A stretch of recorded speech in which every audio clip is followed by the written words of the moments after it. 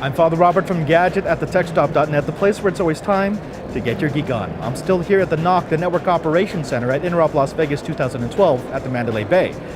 We received a comment from one of our viewers and one of our Interop fans, Miss Christine Parham, I'm sorry if I'm butchering your last name, who wanted to know why Interop didn't build Wi-Fi for her iPhone. And it's not just her, to be fair. I'm sure there are plenty of iPhone users out there who are wondering why the Wi-Fi isn't working on their device.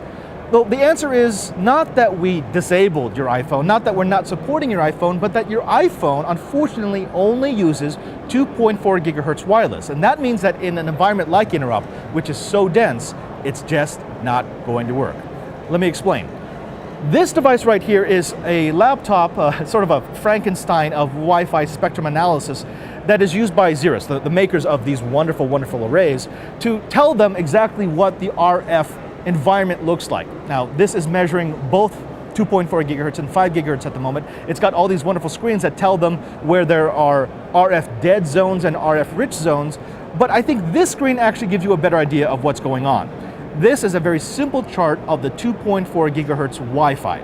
Now, it says it has 11 channels, but there's really only 3. Channel 1, Channel 6, Channel 11. You can see that by the majority of the peaks, the little spikes here. Occasionally you'll see a channel popping up like this one right here in an off band, which means it's actually violating its channel boundary. It's not good.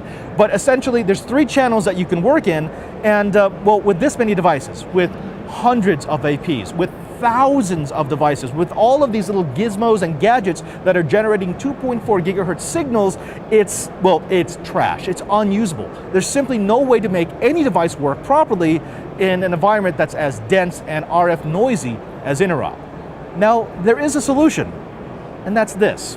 This screen here is showing you what 5 gigahertz wireless looks like. Now, it does seem to be noisy, but that's because you don't realize that this band encompasses all of this area. There's actually 21 usable channels in 5 gigahertz Wi-Fi, which means you can have all of these channels available for your usage. Here at Interop, 5 gigahertz devices are working just fine.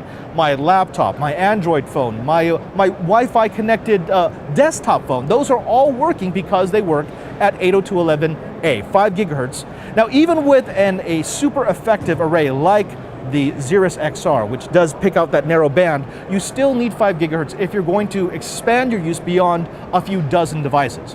And unfortunately, the iPhone doesn't support 5 gigahertz. So if you're really upset that your iPhone won't work at Interop, talk to Apple. Ask them why they have 5 gigahertz in their iPads, in all their MacBooks, even in the Apple TV, but not in the iPhone. I'm Father Robert. This is Interop. And remember, there's no Uber Geek without you.